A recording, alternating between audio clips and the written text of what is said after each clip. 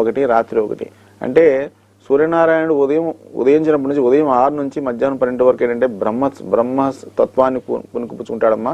అలాగే మధ్యాహ్నం 12 గంటల నుంచి సాయంత్రం 6 లోపు ఉన్నదని వైష్ణవ స్వరూపం అంటారు.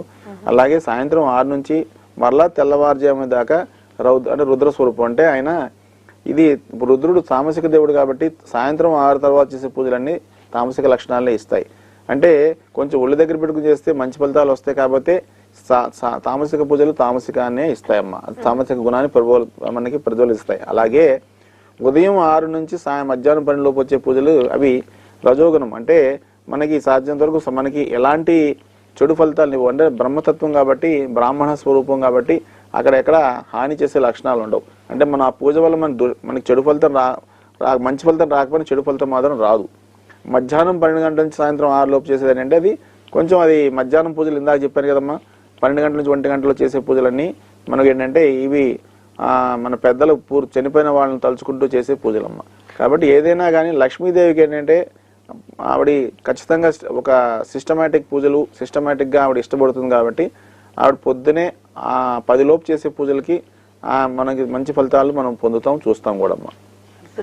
అయితే ఈ వరలక్ష్మి వ్రతానికి ఏంటంటే అమ్మ పొద్దున మనం లక్ష్మీదేవిని అనుగ్రహాన్ని ప్రార్థిస్తూ ఆమె తల్లిని పూజించిన తర్వాత సాయంత్రము పేరంటాళ్ళకి వెళ్ళి, ఎందుకంటే ముఖ్య సరస్వతి అంటే ఏ ఆడదానిలో ఎంత బలం ఉందో మనం చెప్పలేం కదమ్మా. వాళ్ళు చేసుకునే అనుష్ఠానం కట్టి వాళ్ళు ఒక ఫలితాన్ని పుచ్చుకుని వాళ్ళ ద్వారా వాయినాలు పుచ్చుకోవడం వల్ల ఆమె యొక్క శక్తి వీళ్ళు పొందుతారు, వీళ్ళ యొక్క శక్తి వాళ్ళు పొందుతారు. అందుకని తాంబూలాలు మార్చుకోవడం అంటే వారి యొక్క దైవిక బలాన్ని ఇంటర్చేంజ్ చేసుకోవడం. అంటే ఎవరిది ఎంతలో మనకు తెలియదు కదమ్మా. అందులో అందరూ నారీ స్వరూపాలు, అందరూ లక్ష్మీ స్వరూపాలే కదా. కాబట్టి ఆ అందరి లక్ష్మణుల ఇళ్ళకి వెళ్ళి వాళ్ళ ఇంట్లో వాయినాలు ఇచ్చుకోవడం, వీళ్ళు వాళ్ళ ఇంట్లో తాంబూలాలు మార్చుకోవడం ఇవన్నీ ఏంటంటే వారి యొక్క శక్తుల్ని ఇంటర్చేంజ్ చేసుకోవడం, వాళ్ళ బలాన్ని పెంచుకోవడమే కానీ తగ్గించుకోవడం కాదు.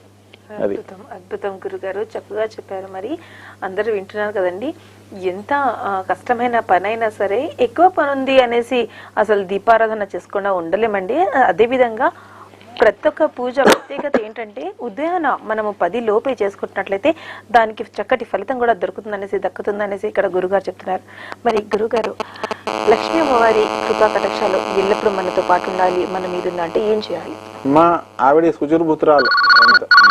మరి కాలర్ ఉన్నారండి, ఈ సమాధానం తీసుకుందాము. Hello hello